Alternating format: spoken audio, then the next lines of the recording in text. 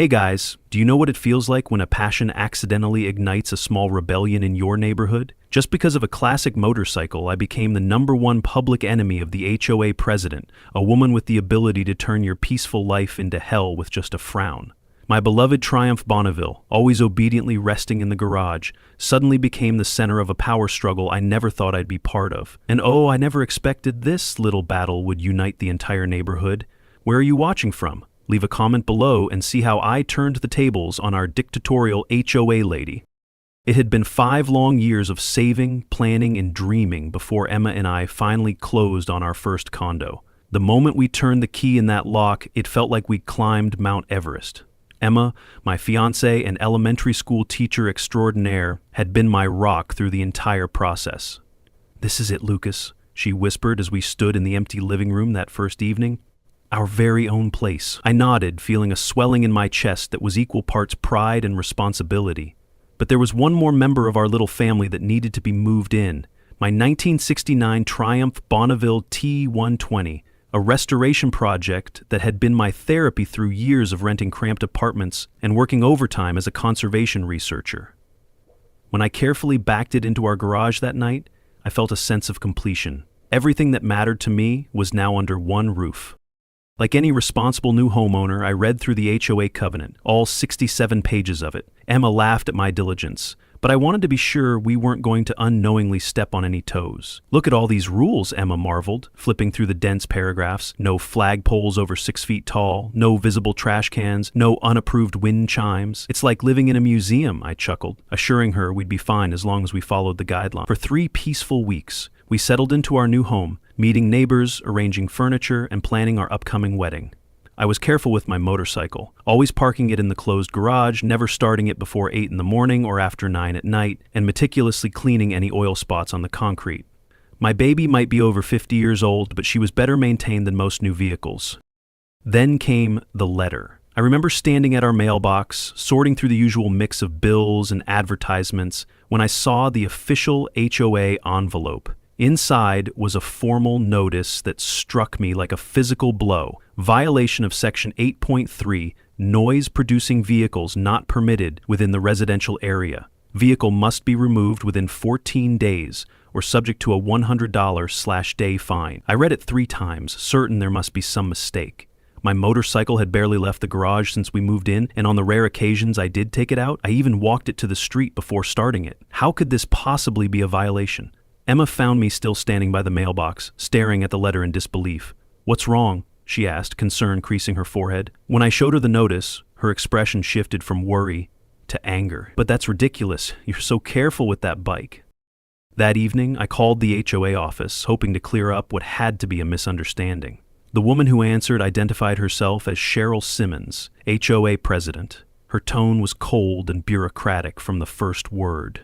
"Mr. Bennett, the rules are quite clear. Motorcycles are incompatible with the upscale image we maintain in our community." I explained that my bike was always garaged, rarely used, and certainly not a noise problem. "Your subjective assessment isn't relevant," she replied, her voice dripping with condescension. "The covenant prohibits vehicles that are inherently noisy, regardless of how often they're used."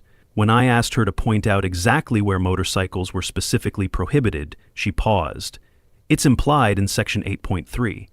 Now, will you be complying with the removal notice, or should I note that you're disputing it?" Something in her tone, the barely concealed satisfaction, made my blood boil, but I kept my voice steady.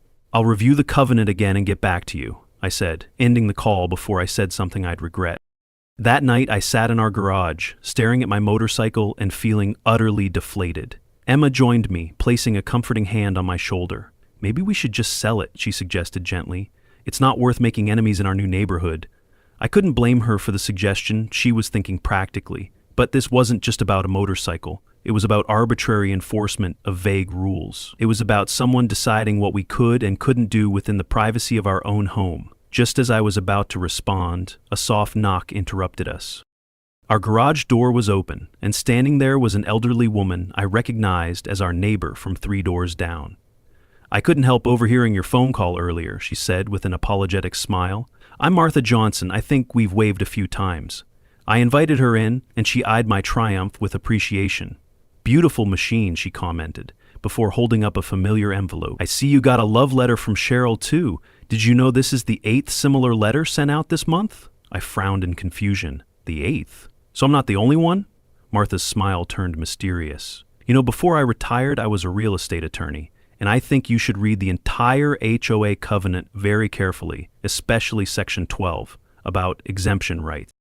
I spent that entire night poring over the HOA covenant, fueled by alternating waves of coffee and determination. The document was a labyrinth of legalese, cross-references, and carefully worded restrictions. But just as Martha had suggested, buried in Section 12 was a provision I'd overlooked. Exemption requests. According to this clause, residents could be granted exemptions from certain regulations if they could demonstrate that their situation, A, caused no material disturbance to neighbors, B, maintained the aesthetic standards of the community, and C, had the support of immediately adjacent property owners. My heart raced as I reread the section. This was it, a legitimate path forward that didn't involve either surrendering my beloved triumph or breaking rules. When Emma woke up at 6 and found me still at the kitchen table surrounded by papers and sticky notes, she looked concerned. "Have you been up all night?" she asked, pouring herself coffee. I excitedly explained my discovery, watching her expression shift from worry to cautious optimism. "That's great, Lucas, but will Cheryl actually approve an exemption?" She seemed pretty determined. Later that morning, I called the HOA office again, this time asking specifically about the exemption request process. The administrative assistant sounded surprised, as if no one had mentioned this option in years. "Let me check if we even have those forms," she said, putting me on hold for several minutes. When she returned, her voice was noticeably less helpful. "Mrs. Simmons says the exemption process is rarely applied and has a low success rate. She suggests you consider compliance as your best option." The message was clear. Cheryl was already moving to block this avenue before I'd even started down it. Undeterred, I asked the assistant to email me the form anyway, citing my right as a resident to at least apply. After another long hold, she reluctantly agreed, though she couldn't help adding, "Don't get your hopes up." That afternoon, I visited Martha to thank her for the tip and ask for any additional insights. We sat on her meticulously maintained porch, sipping iced tea while her ancient golden retriever dozed at our feet. Cheryl has been selectively enforcing and modifying rules since she became president 3 years ago, Martha explained, her lawyer's precision evident in how she chose her words. She's rejected several exemption requests without proper board votes, usually by scheduling reviews when certain sympathetic board members are out of town. She leaned forward, lowering her voice despite the fact that we were alone. Cheryl doesn't want to set precedents. If one person gets an exemption, others will expect similar treatment. It's about control, not community standards. I felt a growing sense that this wasn't just about my personal situation, but a larger issue of fairness. "Why doesn't anyone challenge her?" I asked. Martha's smile was sad. "Most people just want peace. Fighting the HOA means becoming a target. Most find it easier to comply or move." As if to validate Martha's warning, I received an email from the HOA the next day. Subject line, second notice, violation of Section 8.3. Attached were photos of my garage with the door open as I was cleaning the bike. Someone had been watching my house, waiting for an opportunity. The message was terse. Documentation of continued violation. Please note the 14-day removal period remains in effect. I felt a chill run down my spine, not from fear, but from the realization that I was being deliberately targeted. When I showed Emma the email, her initial reaction was anger, then concern. "Lucas, this is getting creepy. She's literally spying on our house." I nodded, my resolve hardening, which is exactly why I'm not going to back down. This isn't just about the bike anymore. Emma bit her lip, worried but supportive. "I know that look. Just promise me you'll be strategic, not combative. We still have to live here." The next day, I headed to the HOA management office to get the exemption request form in person, refusing to be stonewalled via email. The office was located in a small commercial building at the entrance to our development, a sterile space with generic landscape paintings and a reception desk manned by a young woman who looked thoroughly bored. When I asked for the exemption form, her eyes widened slightly. Let me check if we have those," she said, disappearing into a back room. After several minutes, she returned, empty-handed. "Sorry, we don't seem to have any copies of that form anymore." I stood my ground. "Then please print one. I know it exists in your records because it's referenced in the covenant." She looked uncomfortable. The system is down for maintenance. Maybe you could come back next week?" It was a transparent delaying tactic, but making a scene wouldn't help my cause. I thanked her politely and left, already formulating my next move. When I got home, Emma was standing in our driveway talking to a woman I immediately recognized from her loud jewelry and unkempt appearance despite expensive clothing. Cheryl Simmons. As I approached, I caught the tail end of their conversation. "Just want to make sure new residents understand how things work here," Cheryl was saying, her smile not reaching her eyes. When she saw me, the smile disappeared entirely. "Mr. Bennett, I was just welcoming your fiancé properly to the neighborhood." There was something threatening in her faux politeness.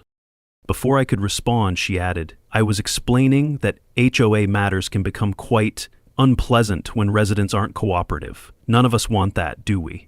With a final pointed look, she turned and walked away, her mismatched outfit and messy hair creating a strange contrast with her authoritative demeanor. Emma waited until Cheryl was out of earshot before whispering, "She basically threatened that they could make our lives difficult if we caused trouble. Lucas, I'm starting to get scared." After Cheryl's thinly veiled threat, Emma and I knew we needed a solid plan. The exemption request form required signatures from neighbors confirming they had no objections to my motorcycle. "We need to get at least 8 supporting signatures," I explained as we sat at our kitchen table that evening, mapping out our strategy. "And according to Martha, we should focus on getting more than the minimum, since Cheryl might try to invalidate some." Emma nodded, her teacher's organizational skills already at work as she created a list of every neighbor within a 2-stroke radius. "We should approach this systematically," she said. "Start with neighbors we've already met, then branch out. And we should have documentation ready, photos of the bike in the garage, decibel readings showing it's quieter than a dishwasher, that sort of thing." I smiled, grateful for her practical approach. This wasn't just my fight anymore, we were a team. The next day we began our door-to-door campaign. The responses were as varied as our neighbors themselves. Some, like Mike and Jenny Torres in the unit next to ours, signed immediately. "Cheryl's had it in for us since we put up bird feeders last spring," Jenny confided. "Said they would attract vermin. We had to take them down or face fines." Others were sympathetic but hesitant. "I'm on the fence about signing," admitted Rajiv Patel from across the street. "Not because I have any issue with your motorcycle, I've never even heard it, but I'm applying for permission to build a deck, and I don't want to get on the wrong side of the committee." A few doors were closed in our faces the moment we mentioned the HOA. By the end of our first day of canvassing, we had 5 signatures, promising, but still 3 short of the requirement. What emerged from our conversations was a disturbing pattern. Cheryl seemed to disproportionately target newer residents or those she perceived as having less influence in the community. Several people shared stories of arbitrary rule enforcement, fines for having the wrong shade of beige curtains visible from the street, citations for leaving a garden hose uncoiled for a few hours, warnings about children's toys being visible in backyards. "It's like living under a microscope," one woman told us, signing our form with a flourish. "Someone needs to stand up to her." By the 3rd day of our campaign, word had spread about what we were doing. Some neighbors started coming to us, asking how they could help. The issue had clearly touched a nerve in the community. People were tired of walking on eggshells in their own homes. Inevitably, Cheryl got wind of our petition efforts. Her response was swift and calculated. Rumors began circulating that I was a troublemaker who wanted to turn our peaceful community into a noisy motorcycle rally. Some neighbors, who had been friendly, suddenly became avoidant. Then came the first real blow. Tim Parker, one of our earliest and most enthusiastic supporters, called to retract his signature. "I'm really sorry, Lucas," he said, his voice strained. "I just can't be involved right now." When I pressed him for a reason, he hesitated before admitting, "I've applied for permission to renovate my backyard, and suddenly there are concerns about my plans that need special review. The timing isn't coincidental." The betrayal stung deeply, especially since Tim had been the first to sign our petition. When I told Emma about it that night, she tried to comfort me. "He's just protecting his interests, Lucas. Not everyone can afford to take a stand." I understood logically, but emotionally it felt like a punch to the gut. Tim's parting words echoed in my mind. "Sometimes you have to choose your battles, man." With our momentum stalled and the 14-day deadline looming, Emma suggested a new approach. "Let's host a small weekend barbecue," she proposed. "Invite the neighbors we haven't reached yet, plus those who've already supported us. Make it casual, not about the petition, just about building community." It was a brilliant idea, combining Emma's natural gift for bringing people together with our need to gather more signatures. We sent out invitations to about 20 households, carefully worded to emphasize neighborhood connection rather than HOA politics. To our delight, 15 neighbors confirmed they would attend. This might actually work, I said to Emma as we prepared food the night before. Even if we just get 3 more signatures, we'll have enough to submit the exemption request. The barbecue exceeded our expectations. Our small backyard was filled with neighbors chatting, sharing stories, and genuinely connecting, many meeting each other for the first time despite living doors apart for years. When the conversation naturally turned to community matters, I took the opportunity to speak briefly about my situation. I'm not asking for special treatment, I explained, standing beside my grill with a spatula in hand. I just want fair application of the rules. My motorcycle stays in the garage. It makes less noise than a lawnmower, and it means a lot to me. I didn't explicitly ask for signatures, but by the end of the afternoon, 6 more neighbors had signed our form, bringing our total to 11, well above the required 8. As the last guests were leaving, my phone buzzed with a text from Robert, a board member I'd met at the barbecue. Cheryl knows about your gathering. She's called an emergency meeting to change the exemption process before you can submit. File tomorrow. The next few hours were a blur of frantic activity. Emma and I stayed up well past midnight perfecting our exemption request, knowing we'd have only one shot at this.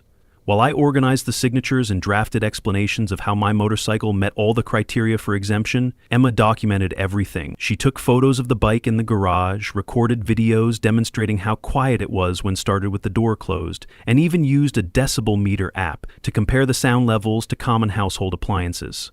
"Look at this," she said, showing me the readings. "Your motorcycle at idle is 70 decibels with the garage door closed. Our dishwasher is 73 decibels during its wash cycle. Should we ban dishwashers next?" Despite the stress, we couldn't help laughing at the absurdity of it all.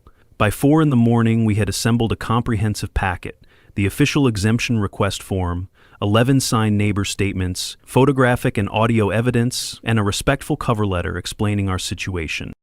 After catching just 3 hours of sleep, I drove to the HOA office the moment it opened at 8. Through the glass doors, I could see Cheryl and several board members gathered in the conference room, where the emergency meeting was already underway. The receptionist looked alarmed when I approached her desk with my thick envelope. "I need to submit this exemption request immediately," I said, trying to keep my voice calm despite my racing heart. "It's complete with all required documentation." She glanced nervously toward the conference room. They're in a meeting right now discussing changes to the exemption process. Maybe you should wait until—" I cut her off, politely but firmly.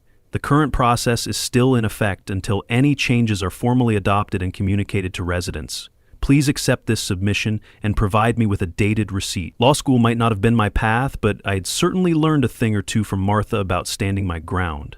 After a moment's hesitation, the receptionist took my packet, stamped it with the date and time, and gave me a carbon copy receipt.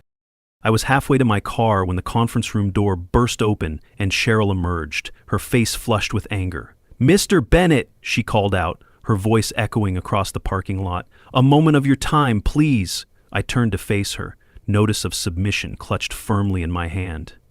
Cheryl's appearance was as disheveled as ever, mismatched expensive clothes worn carelessly, hair uncombed, yet somehow she still projected intimidating authority. "This submission," she said, pointing to my receipt, "doesn't follow proper procedure. We're in the process of updating the exemption protocols as we speak." I kept my expression neutral. "According to the current covenant, my submission is complete and properly filed. Any changes you make today won't retroactively apply to a submission that's already been received." Her eyes narrowed. "You seem very well versed in HOA procedures for someone who's only lived here a few months." I smiled politely. "I believe in understanding the rules I'm asked to follow. Have a good day, Mrs. Simmons."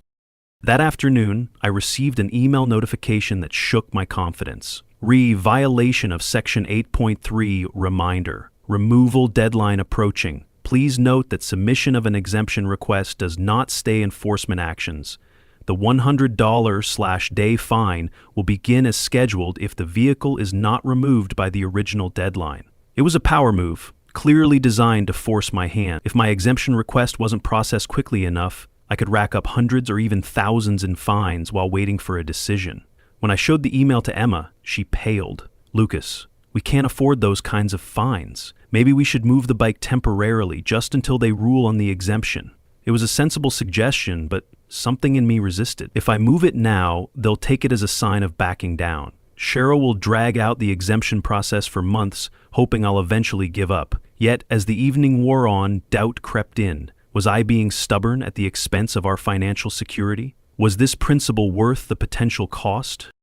That night, I sat alone in our garage, polishing the chrome on my Triumph one last time. I'd made up my mind to list it for sale, the weight of practical concerns finally outbalancing my determination to fight. As I took photos for the online listing, I felt the hollowness in my chest. This bike had been with me through some of the hardest and best times of my life, a constant while everything else changed. Just as I was about to take the final pictures, I heard footsteps approaching. Martha stood in the driveway, accompanied by 2 other neighbors I recognized from our barbecue. "We thought we might find you out here," Martha said, her eyes taking in the scene and understanding immediately what I was doing. "Before you make any decisions, we found something you should know." She handed me a printed copy of the HOA bylaws, with a section highlighted. All exemption requests must be reviewed and decided upon by the board within 7 calendar days of submission.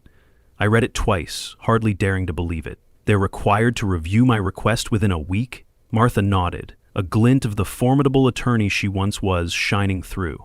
"And that 7-day countdown started this morning when you submitted your paperwork." With renewed hope, I drafted a formal email to the entire HOA board that night, citing the bylaw Martha had shown me and requesting confirmation of when my exemption would be reviewed. I was careful to maintain a respectful tone while being firm about my rights under the covenant. I copied all board members individually to ensure Cheryl couldn't intercept and bury my request. The response came the following morning, not from Cheryl, but from the board secretary. The exemption request, submitted by Lucas Bennett, will be reviewed at a special meeting scheduled for Wednesday at 7 p.m. The applicant is invited to attend and present his case. It was happening. I would get my hearing. Just minutes after this official notification, a separate email arrived from Cheryl's personal account. The message was brief but menacing. "You may know the rules, but I decide how they're applied. Don't expect too much from Wednesday's meeting." I forwarded the email to Martha, who advised me to save it as evidence of bias but otherwise ignore the intimidation attempt. As I prepared for what was beginning to feel like a court trial, I confessed my anxiety to Emma. "I feel like I'm about to face a firing squad," I admitted as we lay in bed that night. She squeezed my hand reassuringly. "Just remember, you're not only fighting for your motorcycle, you're standing up for everyone who's been bullied by her, and you won't be standing alone." With 3 days until the hearing, I threw myself into preparations. This wasn't just about keeping my motorcycle anymore. It had become about standing up to arbitrary rule enforcement that affected the entire community. I compiled a binder of evidence: the original violation notice, my exemption request, the supportive signatures from neighbors, and photographic evidence showing my motorcycle was always properly stored. Most importantly, I created objective documentation about noise levels. Using a professional decibel meter borrowed from my workplace's environmental assessment kit, I recorded precise measurements showing that my motorcycle, when started in a closed garage, produced less noise at the property line than many approved activities like lawn mowing or children playing. "Evidence is critical," Martha advised during one of our strategy sessions. "Board members who aren't under Cheryl's influence will respond to facts, not emotions." Martha's insights about past HOA meetings proved invaluable. "Cheryl uses several tactics to control outcomes," she explained as we sat at my kitchen table, surrounded by documents. "She'll try to rush through important points, cut off your speaking time, introduce last-minute evidence you haven't seen before, and frame everything as a precedent-setting catastrophe." Emma took detailed notes as Martha continued. "She'll likely have 1 or 2 board members primed to back her up no matter what you say. Your best allies are facts, calmness, and knowing the rules better than she does." Martha's coaching went beyond technical advice. She helped me practice maintaining composure when faced with interruptions or dismissive comments. "The moment you show frustration or anger, she'll paint you as unreasonable," Martha warned. "No matter how provocative she becomes, stay centered on the facts and the covenant language." Word spread quickly about the upcoming meeting. Several neighbors who had signed my exemption request offered to attend in support. "We'll be there, man," Mike Torres promised. "It's time someone stood up to the Cheryl show." The unexpected solidarity was touching, but also increased the pressure I felt. These people were publicly aligning themselves with my cause. If I failed, would they face retaliation too? Emma sensed my growing anxiety and suggested we take an evening off from preparation. You know this material inside and out, she insisted, gently closing my binder of evidence. One night of relaxation will help you think more clearly tomorrow. She was right, of course. We went for a long walk around the neighborhood, deliberately avoiding talk of HOA politics or exemption requests. As we strolled hand in hand under the setting sun, I felt a renewed appreciation for our community. The well-kept gardens, the friendly waves from porches, the children playing in cul-de-sacs. This was what neighborhood living should be about, not fear and petty rule enforcement. The day before the hearing, I received an unexpected phone call from Robert, the board member who had texted me about Cheryl's emergency meeting. "Can we meet somewhere private?" he asked, his voice low as if concerned about being overheard. We arranged to meet at a coffee shop downtown, well away from our neighborhood.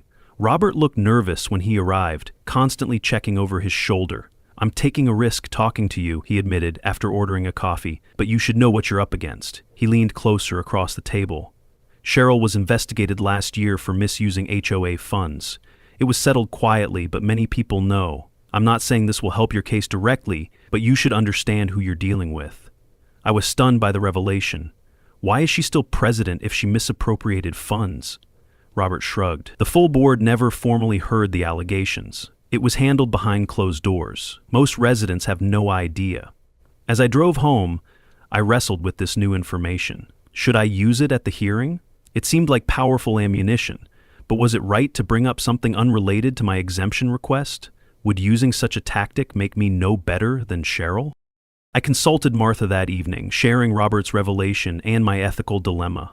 Her advice was measured and wise. Sometimes the truth needs to come to light, but be strategic about how you use it, she counseled. This information isn't directly relevant to your exemption request. Using it as your main argument would seem like a personal attack rather than a substantive case. She thought for a moment before continuing. However, if Cheryl has received exemptions herself while denying them to others, that would be directly relevant to equal application of the rules. This subtle distinction made sense to me. I wanted to win on the merits of my case, not through character assassination. We agreed that I would focus on the substantive arguments unless Cheryl's past actions with exemptions became relevant. The morning of the hearing, I was awake before dawn, reviewing my notes one last time. As I stood in the driveway getting the newspaper, I spotted a figure near my garage. Cheryl, wearing rumpled clothing as usual but with oversized sunglasses covering half her face, was taking photos of my property. When I called out, asking what she was doing, she didn't even attempt to hide her actions. "Gathering supplementary evidence about the potential hazards of motorcycle storage," she replied coolly. "The board should have complete information before making its decision." I remained calm, remembering Martha's coaching. "You're welcome to take photos of my property from public spaces, Mrs. Simmons. Would you like me to open the garage so you can see how safely the motorcycle is stored?" My offer clearly wasn't what she expected. She mumbled something about not necessary before hurrying away. The encounter left me unsettled. What new allegations was she planning to spring at the meeting? That evening, as Emma and I prepared to leave for the hearing, my phone lit up with messages of support from neighbors. "We'll be there. Good luck. Stand your ground." The encouragement was heartwarming, but my stomach was still in knots. Emma noticed my tension and took my hands in hers. "Lucas, whatever happens tonight, I'm proud of you for standing up for what's right. This isn't just about a motorcycle anymore." I nodded, throat tight with emotion. I never thought applying for an exemption would turn into this whole community thing. I'm nervous about letting everyone down. Emma's smile was reassuring. "You've already won in a way, you know. You've helped people connect who never spoke before. You've shown that one person can make a difference by simply asking why when something doesn't make sense." Her words centered me, reminding me of the bigger picture beyond just keeping my triumph. This was about community, fairness, and the courage to question arbitrary authority. With that perspective firmly in mind, we headed to what felt like the most important meeting of my life. The community room was already crowded when Emma and I arrived 15 minutes early. Nearly 30 residents had shown up, unprecedented for an HOA meeting, according to Martha. I placed my materials on a side table, trying to calm my racing heart. Through the connecting door, I could see Cheryl and other board members huddled, Cheryl gesturing emphatically while glancing at the growing crowd. Her expression when she finally entered and saw the turnout was one of barely concealed shock. She whispered to her assistant, "Why are there so many people? Can we postpone due to room capacity issues?" The assistant shook her head. "We can't. The meeting was publicly announced." The meeting began with formal introductions, followed by Cheryl framing the agenda in biased terms. Today we're considering a request to violate a core covenant rule, she began, her tone making her position clear. While we respect residents' right to apply for exemptions, we must consider the precedent any exception would set.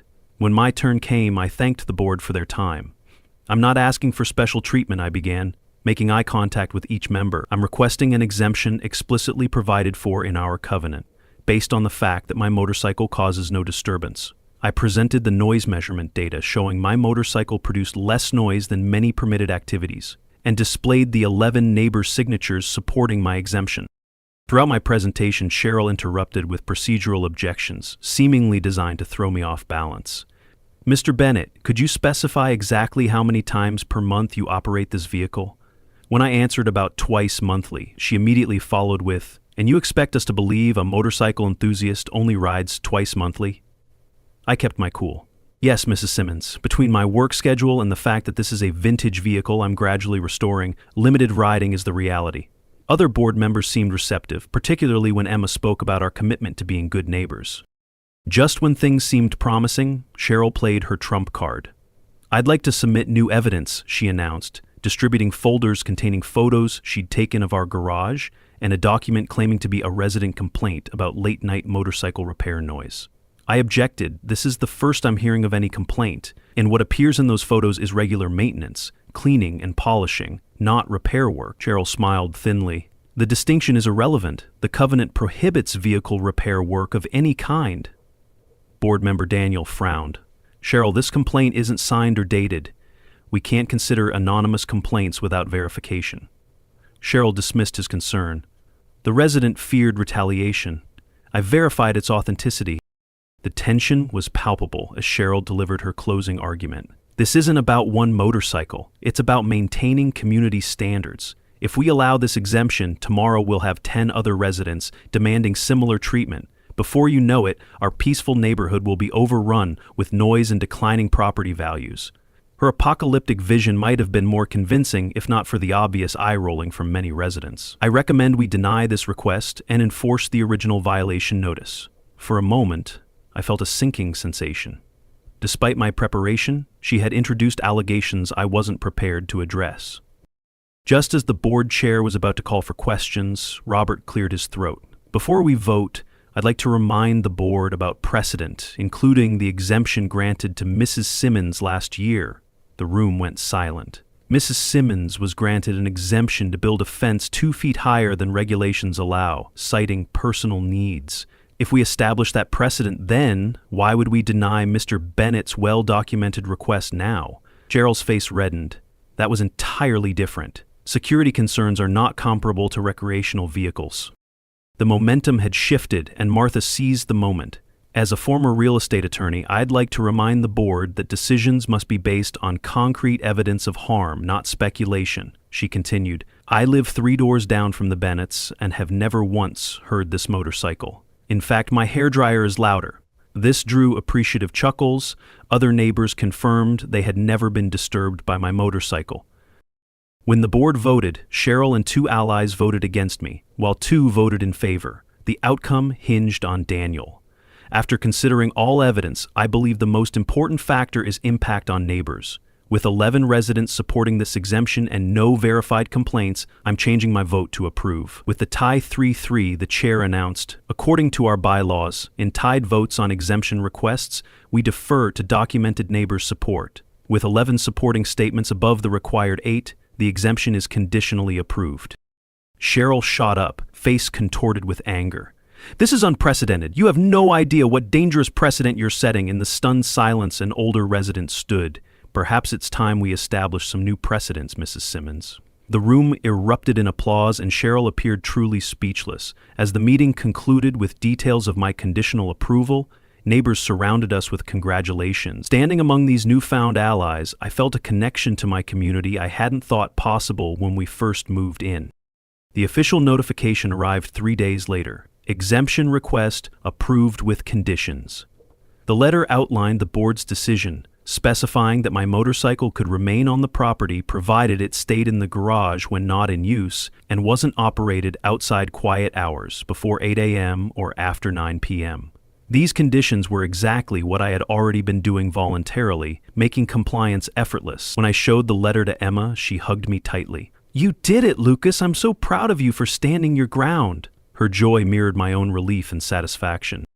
What had started as a simple desire to keep my beloved triumph had evolved into something much more significant, a statement about fair governance and community solidarity. In the days following the hearing, neighbors I'd never spoken with before stopped me to offer congratulations and share their own stories of frustration with arbitrary rule enforcement. My small victory seemed to have given others hope that the system could actually work as intended.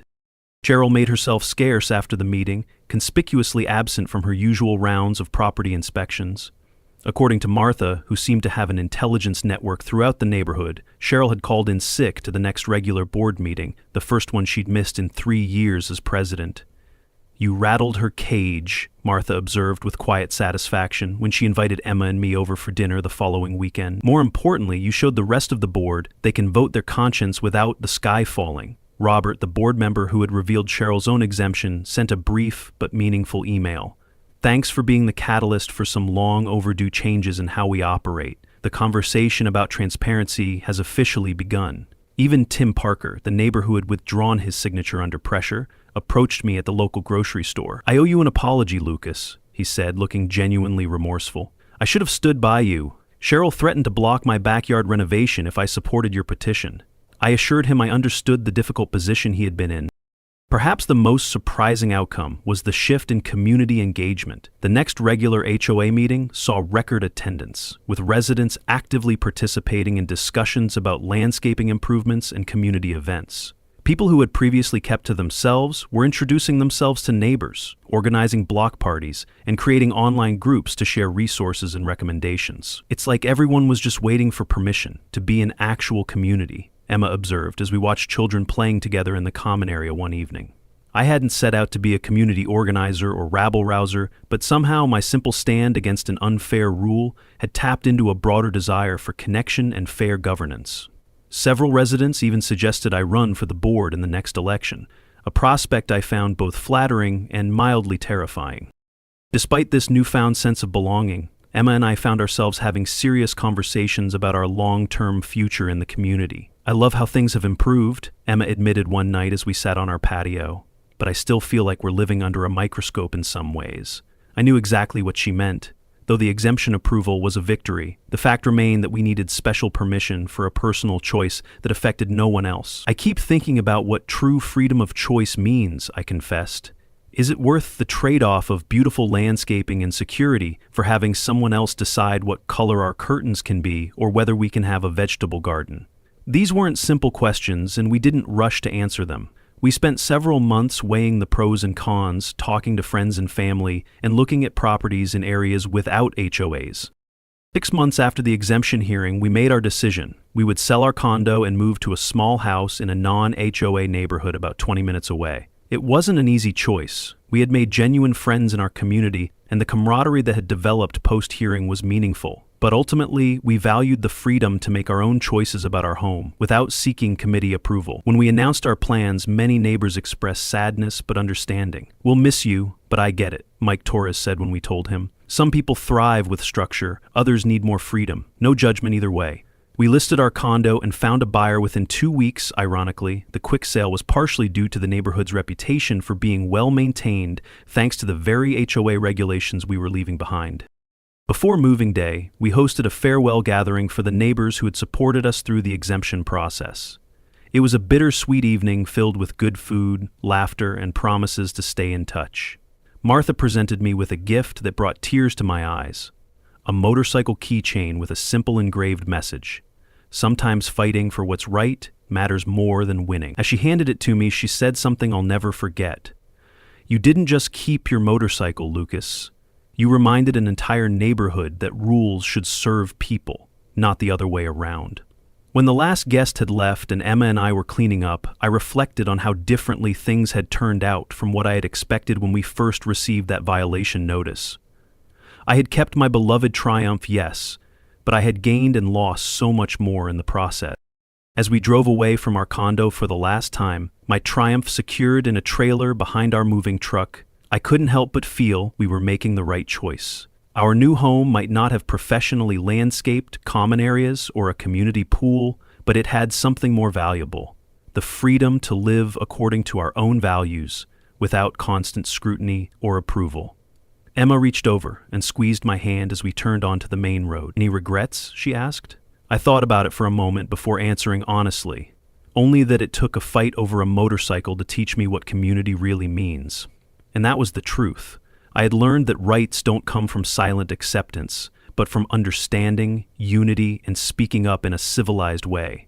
Sometimes you have to fight not just for yourself, but for everyone who will come after you. As our old neighborhood disappeared in the rearview mirror, I knew I was taking with me not just a vintage motorcycle, but invaluable lessons about standing up for what's right, the power of community support, and the true meaning of home. Appreciate you sticking with us at QA Stories. Hit that bell so you never miss a moment, because things only get crazier from here.